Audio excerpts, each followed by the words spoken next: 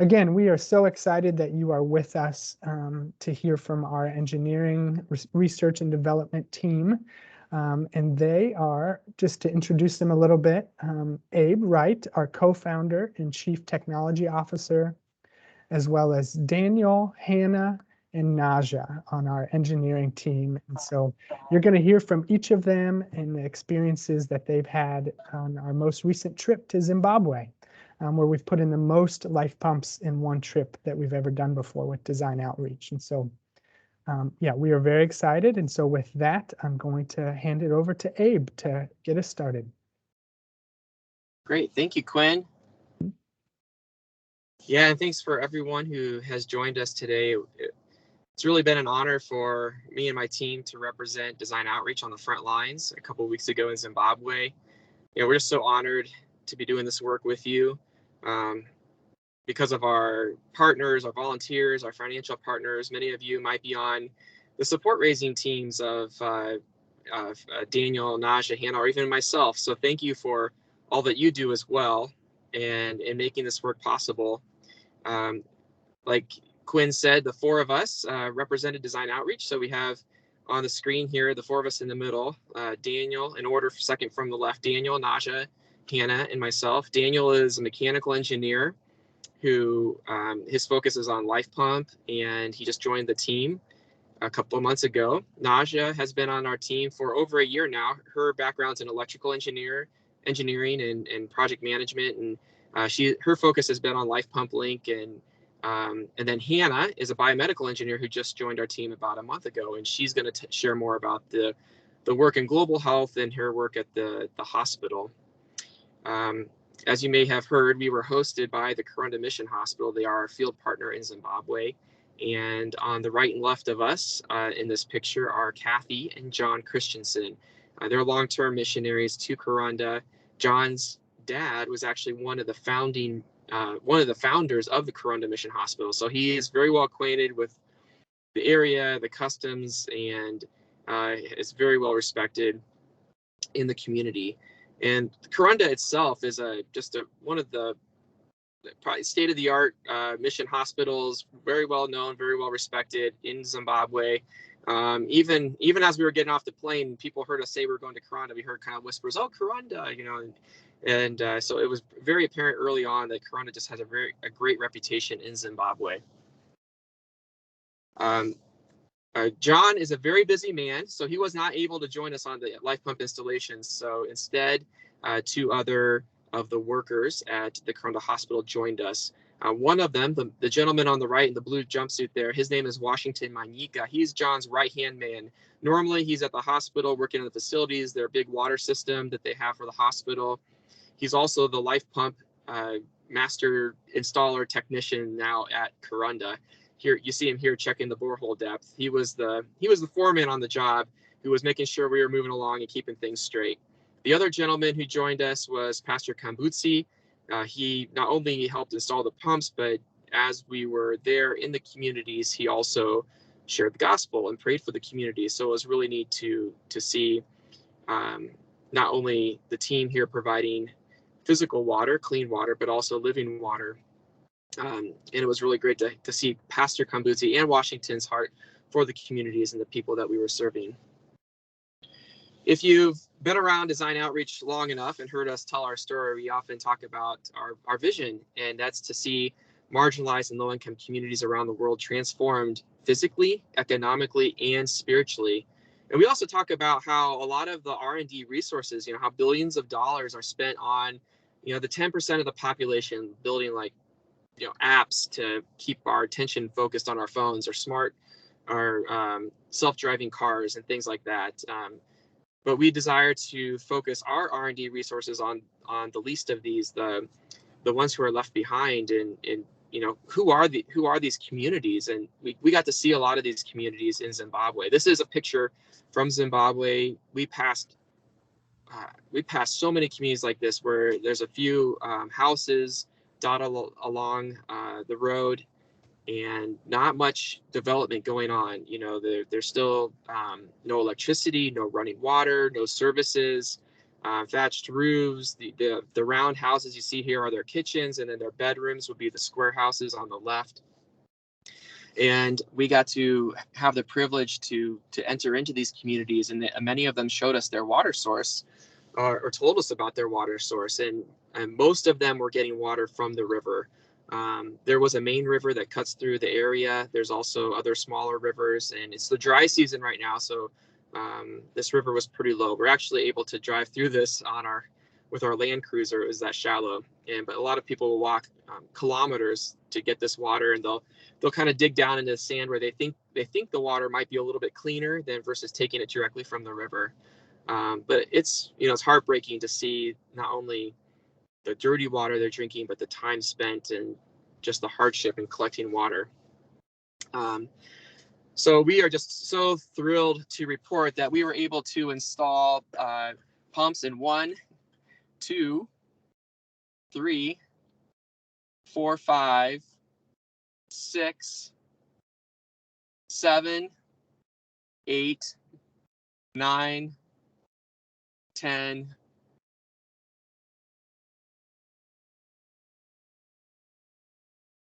Oh, it's hanging up on me here.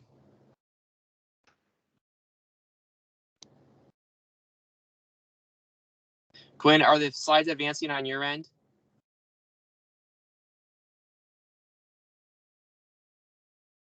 Yes, I just moved one.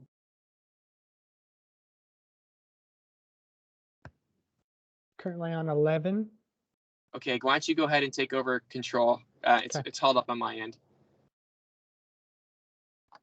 All right, 11, 12, 13, 14 communities. And that represents over 11,000 people.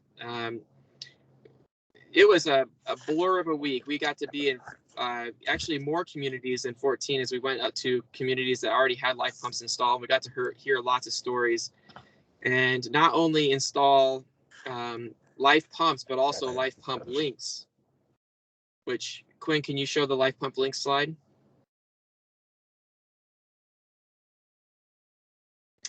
Our life pump link is our remote monitor that shows us real time how these pumps are being used. And it was quite amazing to come back to the States and see, we can check every day and see how much these pumps are being used. And most of them are being used 6 to 8 hours a day. So you can see there was a huge need for clean water in these communities.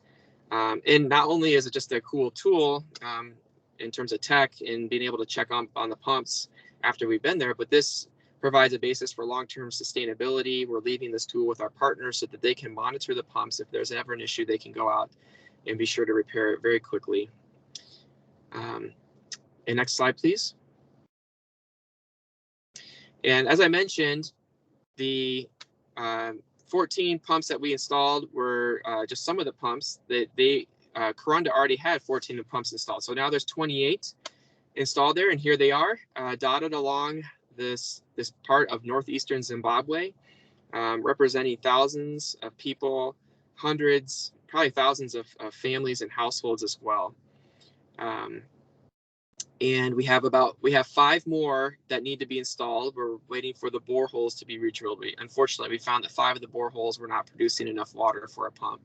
So we're hoping to finish the job here in the next month and get up to 33 life pumps installed. So now I'm going to pass it over to Naja, and she's going to tell some stories about being in the field. Thanks, Abe. Yes, so this was my very first time visiting the continent of Africa, and was so grateful for this opportunity to go with the R&D team from Design Outreach to install these life pumps. I want to share a couple of stories that really impacted me. So first, installation number 8. It was in a community called Chimarura, and it actually was a textbook installation, meaning there were no issues. We had water flowing from the pump, fully installed within 2 hours. Had a great opportunity to connect with members in the community as the installation was going on. So the picture up at the top shows me playing with the kids. We made little balls out of the end caps from the pipes by putting a rock in the middle and connecting the two. And so it was just a great installation. There was praise and worship The community celebrated with us by having tea and bread. And so that's the picture you see of Daniel and I. However, at the end of the day, we realized we needed to just make a quick pit stop back at this community. And when we did, next slide, please, we discovered that the pump was very difficult to turn. Something wasn't quite right. And the water was coming out a little brackish. It was very gritty. This was very, very concerning. We thought something was wrong with the well itself.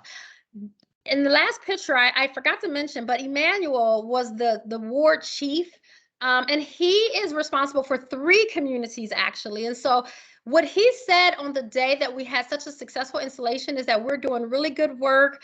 They were so grateful. He was responsible for about 350 families divided across those 3 communities. So this community was getting a life pump. Yet another of his communities was scheduled to get a life pump. Unfortunately, it turned out that that was one of those bad boreholes that Abe just talked about, one of the 5 bad boreholes. And then he said, really, they needed a 3rd life pump for what they, for the need for their communities. They were traveling about 2.5 miles round trip to the river to get water every time. So it's very significant. So when this pump was starting to struggle, we were concerned on so many levels. What you're seeing in the larger picture is Washington, again, who was kind of our lead guy there on site, is explaining to this team now on this next morning, which was a very gloomy morning. He's explaining in multiple ways. He's explaining to them that we don't believe there's water in this borehole.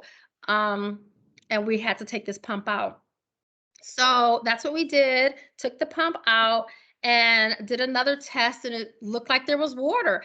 Next slide, please, shows the process that we got to participate in, which was very fascinating. The team from Karanda Mission Hospital, John and some of the other guys came and joined us, and they brought this submersible pump. We put this all the way at the bottom of the borehole. It's run on a generator. And next slide, you can see that basically we just emptied out the well. We filled up 64 of these buckets. So clearly there was water. We were mystified. We're like, what is going on? The pump was fine when we pulled it out. Clearly the borehole was fine. One of the things that happened was as Washington was explaining to the guys that there was no water, they were saying, well, let's pray to the borehole god or the water gods. And Washington said, no, we're going to pray to the Lord Jesus. And so in my mind, I feel like this was miraculous. Like, we really don't know what happened, but what did happen is we were able to put the pump back, which was just a wonderful thing. On the next slide, you see it's once again reinstalled. You see that one of the ways that they celebrate with us and thank us and express that this is a 2-way relationship is by feeding us. And so they fed us that afternoon. We typically would eat sadza, and it could be goat or beef or chicken.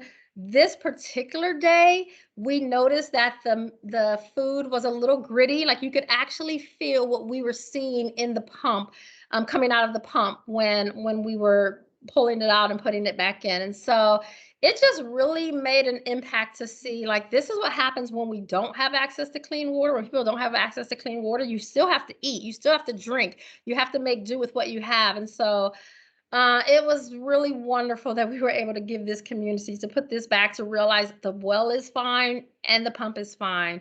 The kitchen there is just reflecting, it's kind of the pride of the women there that, and so these women, this was another site, they cooked for us. And yeah, so that was so impactful. It was a high and a low and then a high again. It was very emotional, but in the end, that community was blessed. And so grateful for that.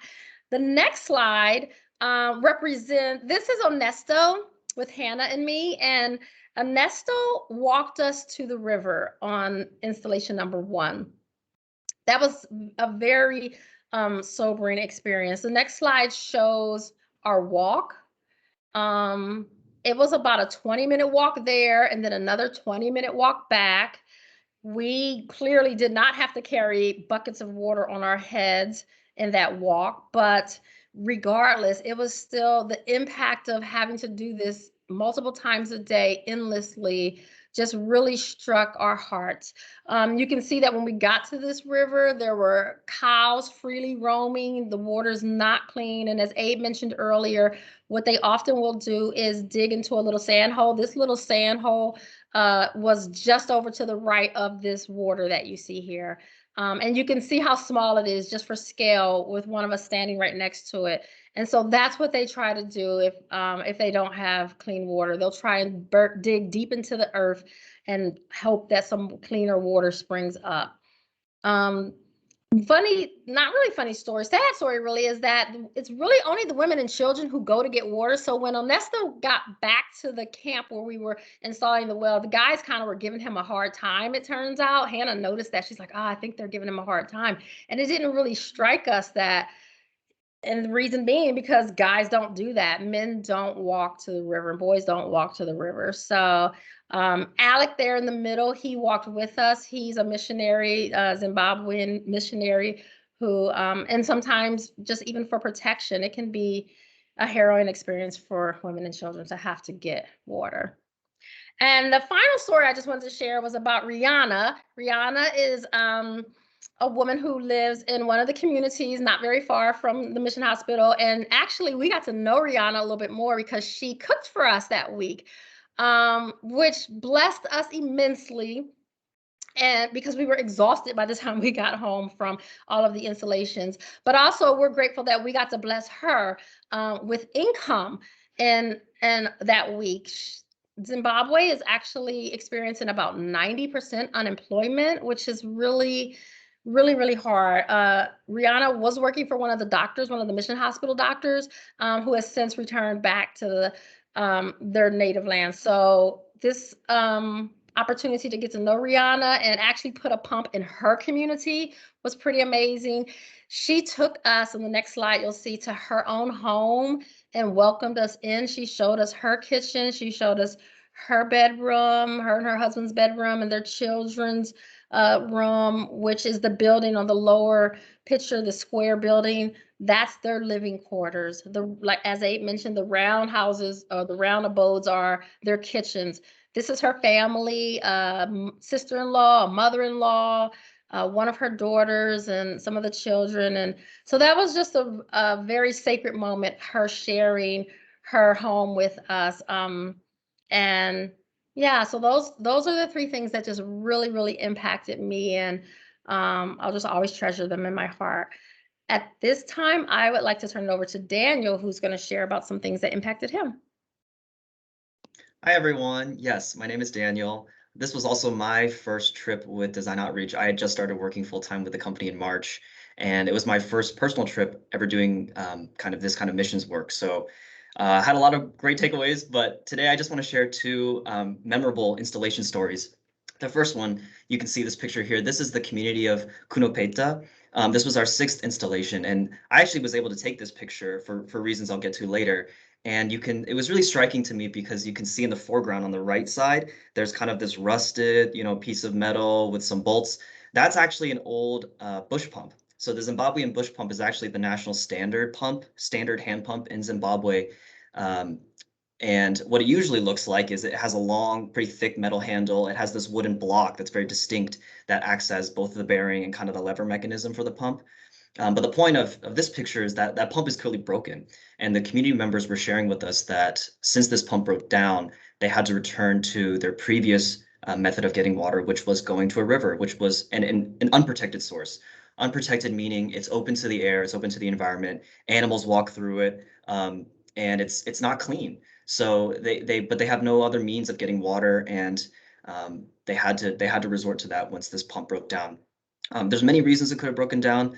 That we can't be sure of, but ultimately the missionaries serving this area, serving this community, decided to put a life pump in because of its longevity, its reliability, and we've realized that people having consistent access to water and being able to wake up the next morning and always depend on it being there, that's what's the biggest game changer for these people.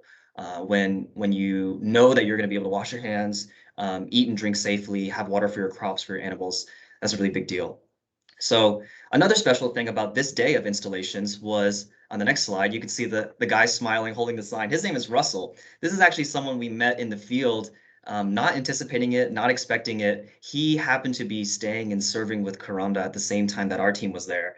And he also, like us, has a heart for missions and serving in this way. And him knowing nothing about life pumps, one day we invited him to come with us and said, hey, let's just do installation work together. We want to teach you and show you what we're about.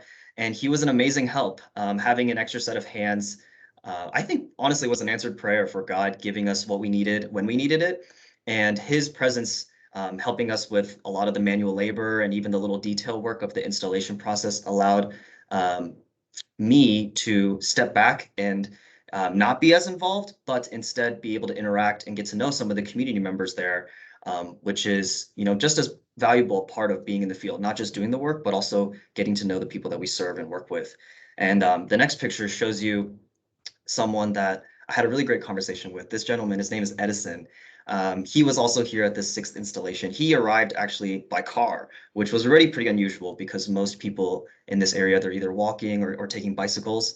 And when he got out of his car, and he was actually walking by crutches, and he sat down in a seat that was brought in the truck, the other community members there clearly had more respect for him, more reverence. So he seemed to be a more respected, dignified member of the community. And he spoke pretty fluent English. So he and I were able to have a conversation just between the two of us. And I was really struck by two things. One was just how much gratitude he had.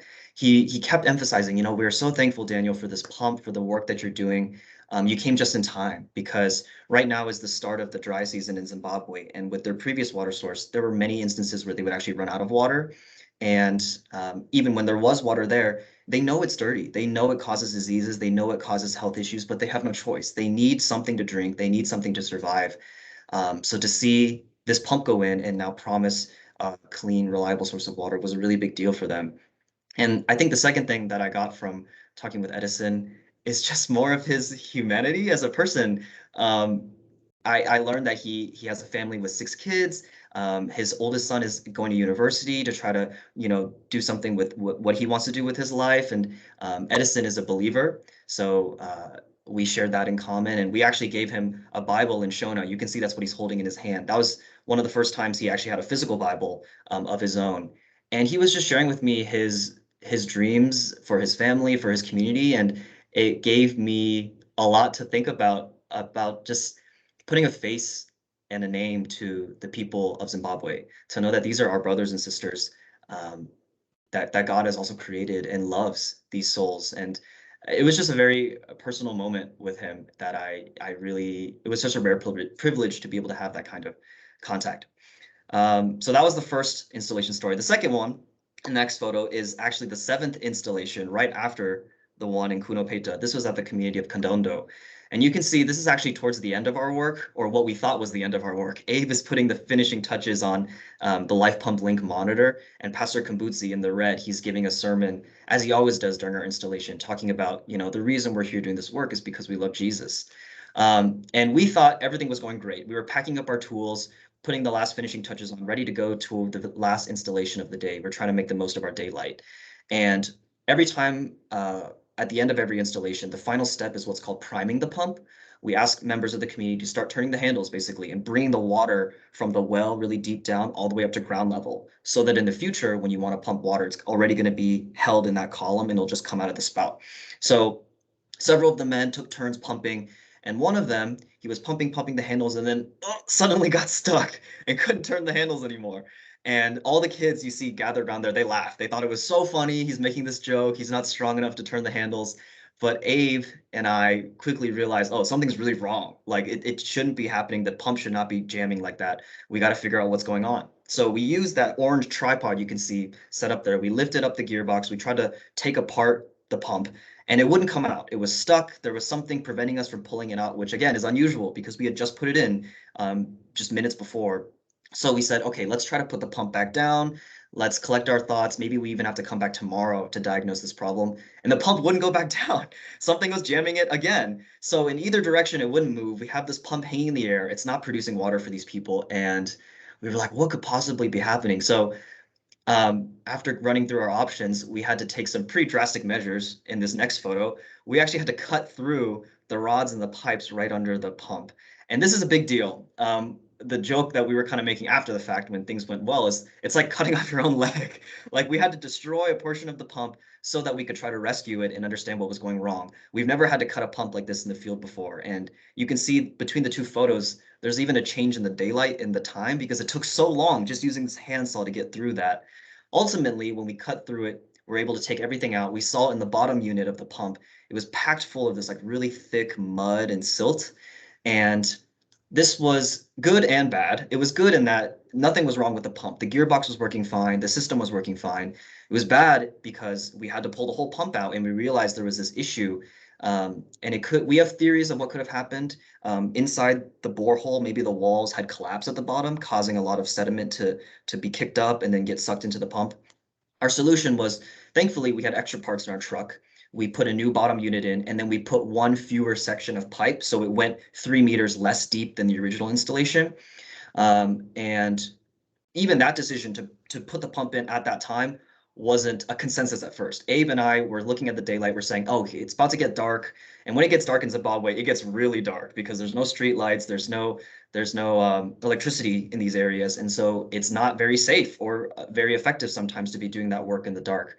But our Zimbabwean team members, Washington and Pastor Kambudzi, they said, no, we have to finish this pump. We have to give these people water. And so we did it. We worked kind of into the night and we were working by the headlights of our trucks and our headlamps to get this pump installed. And you can see, by God's grace, finally the pump was installed. It's pumping clear water. The children were celebrating, the adults were celebrating. And that story was really remarkable to me because first of all, God really answered our prayers. He gave us wisdom and the right decision-making to figure out what was wrong and make it right for these people. And it showed me, impressed upon me the urgency and the commitment that people like Washington and Pastor Kambudzi have for these communities. We talk a lot about reliability of Life Pump being there for the long term, giving these people accessible water for many years to come. But they also need water today. They need it now.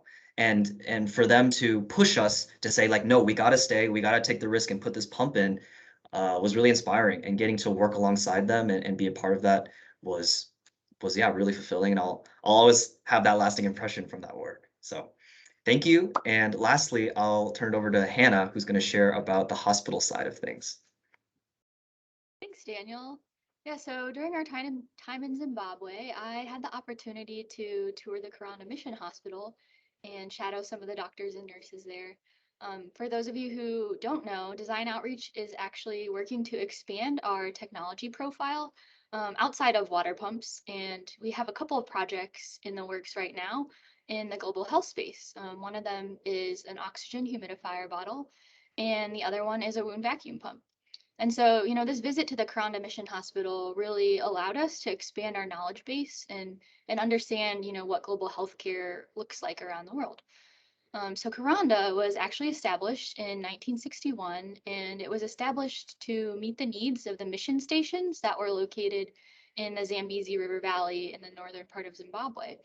And so this hospital is known as one of the top hospitals in Zimbabwe, really for three main reasons. It's reliable, it's affordable, and they have very compassionate healthcare. Patients come from all over Zimbabwe and even some of the neighboring countries to receive care at Karanda. And so I want to introduce you to one of the doctors that I had the opportunity to shadow. In this next slide, you'll see a photo of Dr. Sasa. He is a native Zimbabwean, but he did his medical training in Russia. Dr. Sasa is like one of the busiest guys at the hospital. He delivers babies, he does surgeries, he does rotations and checks in on patients. So it was just a privilege to be able to follow him around for a day and kind of see the hospital through his eyes. And so what I want to do now is kind of show you guys what I saw and allow you to see the hospital through the eyes of Dr. Sasa. So as I flip through these next few photos, you'll kind of see a side-by-side comparison. And on the right will be a photo from Karanda that I've taken. And on the left will be a representation of what you might see here in the US or in the Western world. And so, as we're going through these, kind of like take a look at the differences and see what you can compare against the two photos. some of these differences are only going to be aesthetics. In the grand scheme of things, they won't make a huge difference, but some of these differences could actually be life or death for a patient, or possibly an extended stay. And so in this next photo, you'll see the outside of Karanda, and on the left, you'll see the Cleveland Clinic. And so right away, you can notice there's differences in infrastructure. The right-hand side shows top-of-the-line healthcare in Zimbabwe, and the left shows top-of-the-line healthcare in the U.S. And just like people come from all over to Cleveland Clinic for care, people from all over Zimbabwe, rich or poor, come to Karanda for their healthcare. We actually met a Zimbabwean guy named Clive, who was a business owner, and he actually distributes water pumps of all things. But he had traveled, well out of his way to come to Karanda to receive surgery. And so this next slide will show what the surgical theater actually looks like. Right away, you notice there's a lack of equipment, there's a lack of staff. But despite all of that, Karanda actually performs 15 to 20 surgeries per day, which is well above the average in the United States. Dr. Sasa said, on any given day, he could be doing a C-section, a tumor biopsy, an amputation, or a hernia repair. And the staff is completing these tasks with minimal resources, and that can definitely take a toll on a person, but they're doing the best they can with the resources that they have there. And so in this next slide, you'll see one of the wards. Every day, Dr. Sasa starts his day by performing morning rounds. So he goes bed to bed and checks in on patients. And there's this story from Karanda about a patient who had been at the hospital for several weeks. And, this patient had a pretty deep wound on his back, and it hadn't been able to heal properly. And the medical staff was doing everything they could to help this patient's wound heal, but they said without proper wound management, that patient may never heal and would actually likely die right there on that hospital bed. And what that patient really needed was a wound vacuum, and the hospital just doesn't have any of those machines. And even if they did have that machine, the probability of them having the vital accessories for it is quite low. And so this is just one example of a challenge that mission hospitals and clinics like Karanda face. They're under-resourced, they're understaffed, the supply chain for goods just doesn't exist there. And so these doctors and nurses are forced to improvise on the fly a lot. I actually talked to another man named Mr. Murato, and he was working in the medical lab. And he said something that really struck me. He said, every day I go home and I feel like I didn't do a good job. I know I did everything I could, but at the end of the day, it wasn't enough. And it's because I don't have the resources I need to be successful. And, this is kind of where design outreach is hoping to help alleviate some of these challenges. We want to intersect with people like Karanda in these areas. And like I mentioned, we have 2 projects right now that we're working on, the oxygen humidifier bottle and the wound vacuum pump. And the hope for these is to be able to, alleviate some of these challenges that the hospital staff is facing. And I think visiting the hospital really, really helped us, learn and observe and see what the reality is like for these people. And in turn, that will help us, design better, appropriate technologies for these contexts. And so in the next slide, you'll see a warehouse that is in the back of Karanda. You can see there's a lot of medical equipment and boxes with medical goods. All of these are actually donated items, and people donated these with a good heart, and they really did mean well. And a lot of this stuff is probably in okay shape. It probably works, but when we think about it, is it actually appropriate for these contexts? Some of this equipment may require a voltage converter, which is another piece of equipment that they'll need. Or, when the electricity goes out, which is fairly common in Zimbabwe, is that equipment going to keep running? Is it going to continue to do what it's supposed to do? Some of this equipment may require very specific accessories that, Karanda doesn't have access to. And so, there's just this really big need for appropriate technologies. Most of our technology that we have today is really only designed for a small percentage of the world's population. And so, the hope for design outreach is to not forget about that other 90% and to engineer things that are going to work for these contexts with their very unique challenges and needs. And so in this next photo, you'll see the front gate at Karanda. So this sign was actually as every time you would leave, you would pass this sign, and it was cool because on the other side it was in Shona. And so, you know, we faced a lot of hard things, and we saw a lot of really heavy things, and you know, even now it can still feel kind of overwhelming when you think about how big the need is. But this sign was just a really sweet reminder for me and for our team that, you know, every time we would pass this, we would be reminded of why we're doing what we're doing and why we partner with people like Karanda. You know, this stuff is hard, but you know, every time we do it, we remember that it's so worth it, and it's because, you know, God is so worth it, and loving others is so worth it, and that's really the heart behind the work at Design Outreach and at Karanda. And you know, we just want to love others and love God. And I hope that, you know, seeing these photos and hearing these stories encourages you guys and gives you a peek at some of the cool things that God's doing, you know, through Design Outreach and also around the world. And so, yeah, with that, I'm going to pass it back to Abe.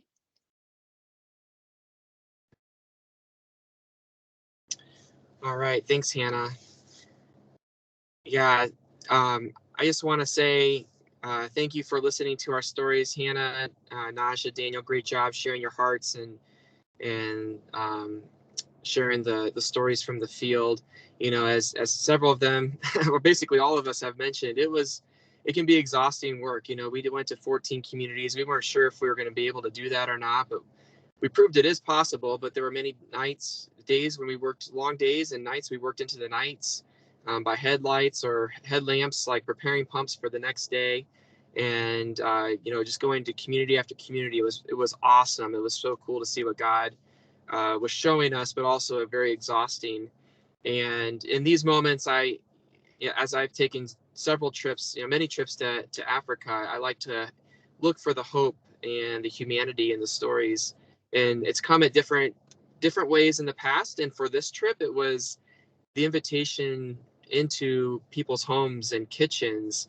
As Naja said, it was, I think when she was talking about the story of Rihanna, it was a very sacred moment. You know, I think of all my trips to Africa, I think maybe I've only been invited into someone's kitchen once before.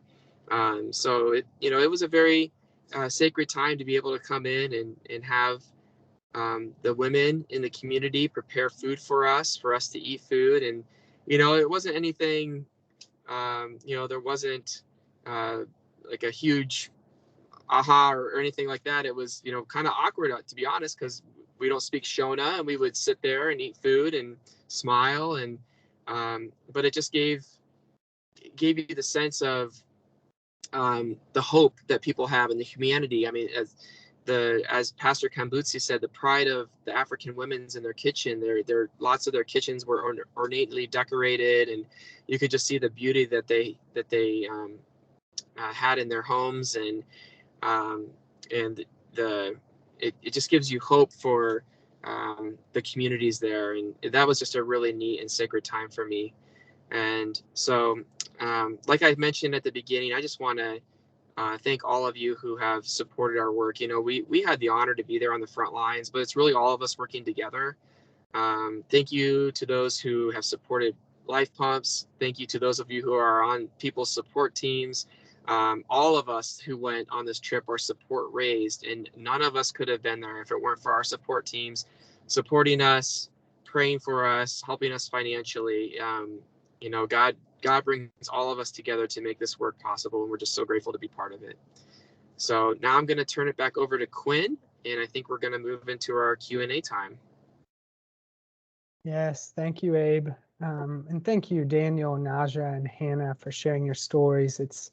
I mean, you just sense this incredible theme that the Lord was present with you all, that he provides, and that he gave you energy to put in those pumps. But also, it's amazing how we've been able to connect with partners in the field, and of course, so many people here that support us and are praying for us. And so it's amazing to hear these stories. And so with that, we're going to move into our Q&A time. And so please submit questions in the chat, and you can submit them to one of the engineers individually, or you can ask it of all of them.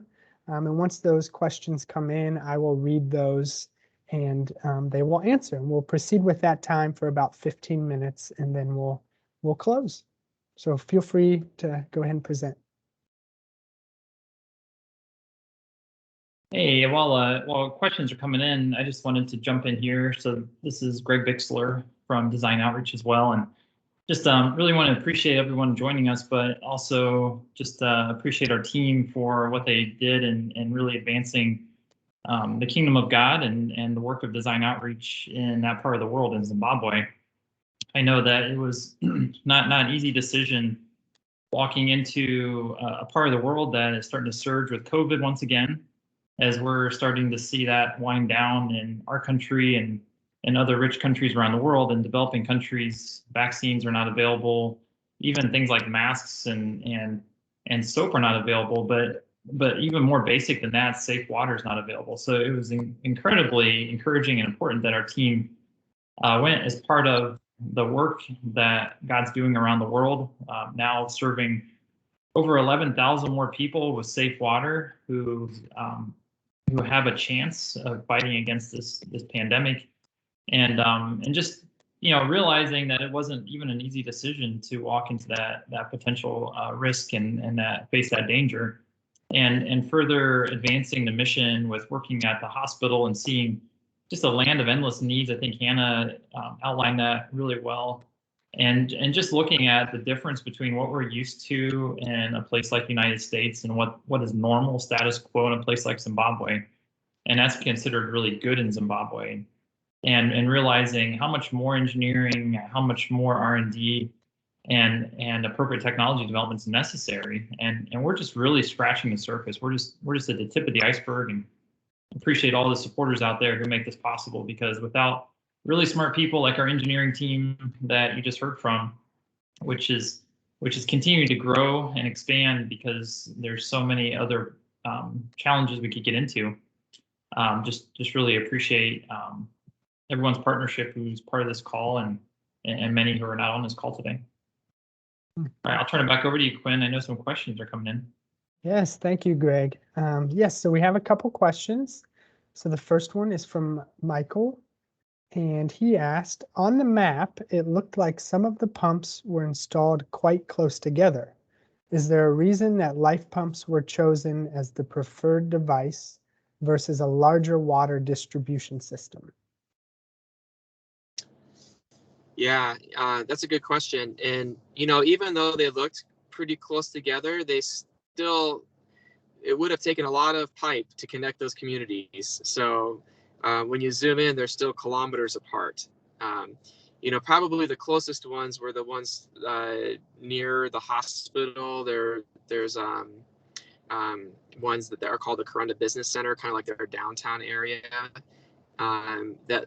Those are the closest ones, but even the next closest one is still kilometers away from that. So if you go to a piped water system, obviously that's more infrastructure, more maintenance that needs to happen. So at this time, the community there is just not able to support that type of system. And the thing is, even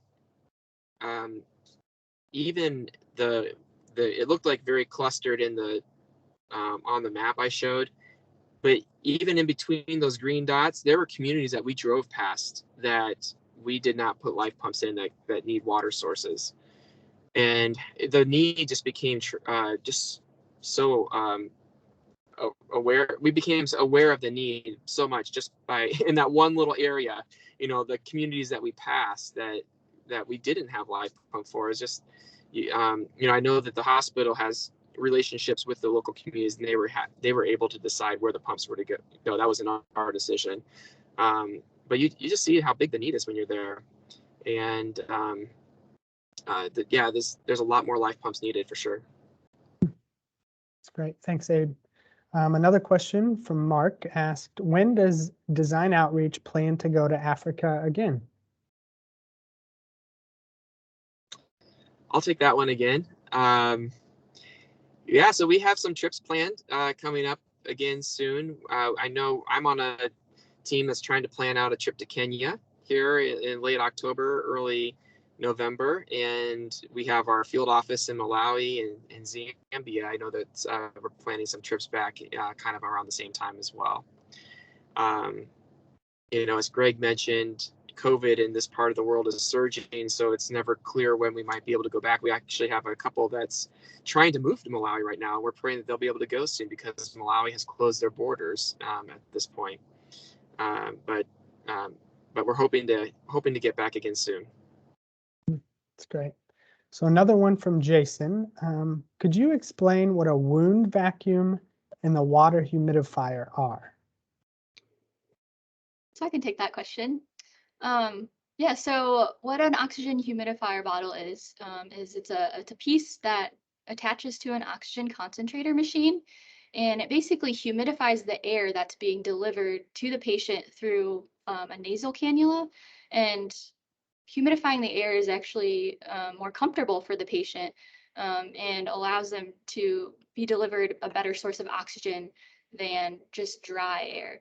And the wound vac pump is a machine that is used for deeper wounds.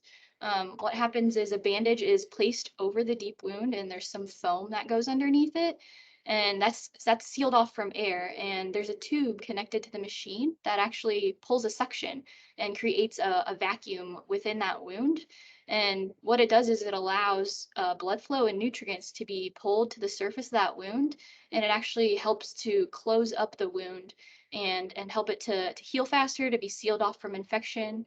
And they're used widely here in the States, but in places like Karanda, they're not easily accessible. That's helpful. Thanks, Hannah. So as we wait for some more questions to come in here and still have a little time, would love to hear, maybe ask a question of my own. For many of you this was kind of your first trip with DO to Africa, how do you feel like your perspective changed, actually being in the field and being able to participate in this work?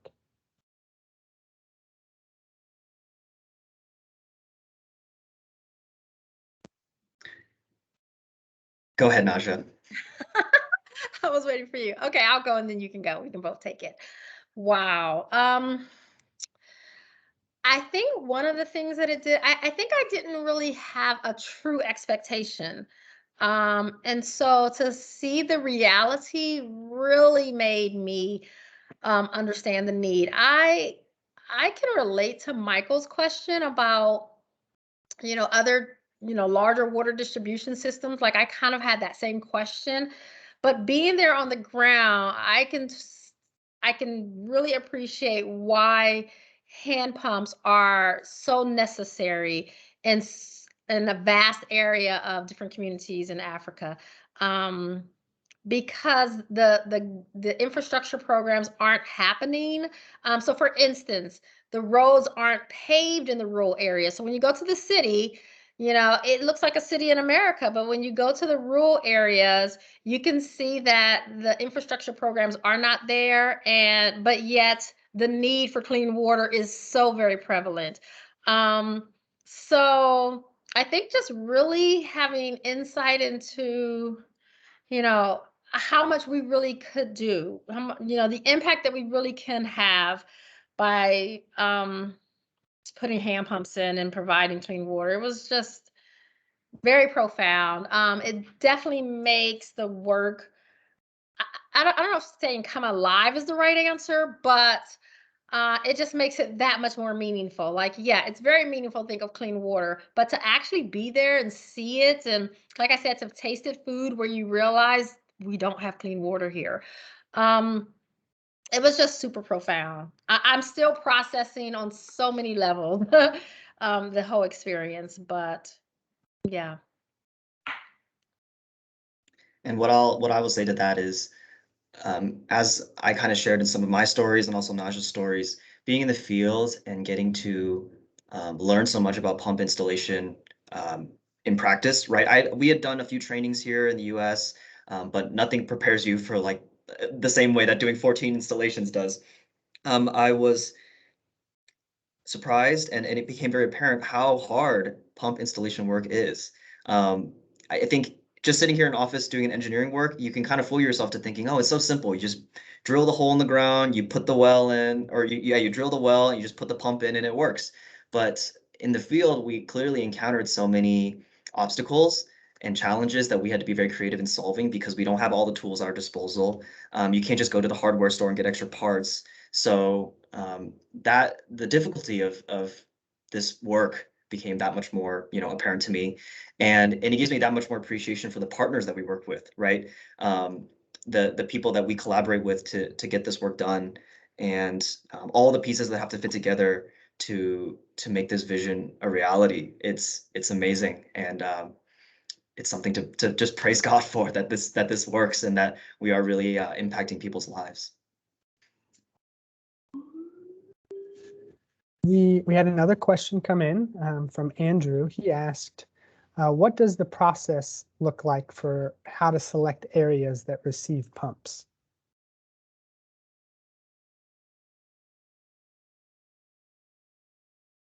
Yeah, I can take that one again. Well, on a bigger scale, we work with our partners.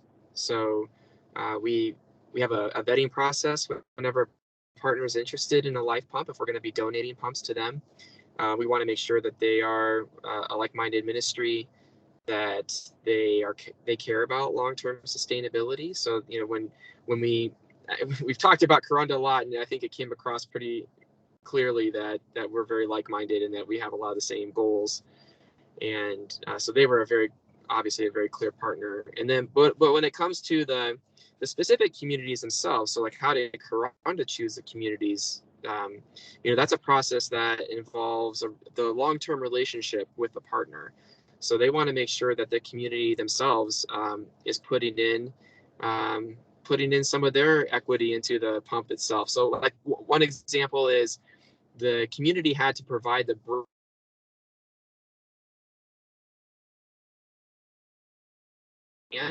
So every time we went to a different community, there was like extra bricks laying around. So that was their contribution. They want to make sure that the community understands that it's their pump. They have a committee. They have that ownership of the pump. And so I believe that they work with these different communities. They make sure that they have leadership that's going to be in place, that they have the orientation, the training. They understand why they need clean water. They understand why hygiene is important. And so they work with communities and they decide which ones are ready to go forward with the project and which ones maybe need a little more time. So that's up to our field partners to make those decisions, which I'm sure are very difficult decisions to make. Like I said, there's 28 life pumps there now. There could be a lot more. I'm sure that's heart-wrenching decisions for them to make. That's great. Thanks, Abe, for explaining that. So we don't have any more questions, and we're pretty close to 1 o'clock, and so we can go ahead and finish our time here. And so thank you again for everyone who attended. And again, we recorded this event, and so we will be sure to send that out to everyone who registered.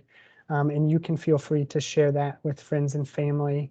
And you can also find the video on our website as well. And so thank you again to our engineering team and for your faithful work in the field. And we are very grateful for you and your work, and we look forward to many more conversations like this and the work that we're able to do. And thank you all for your support with that. And so with that, we hope you have a great rest of your afternoon and week. So thank you all. Thank you.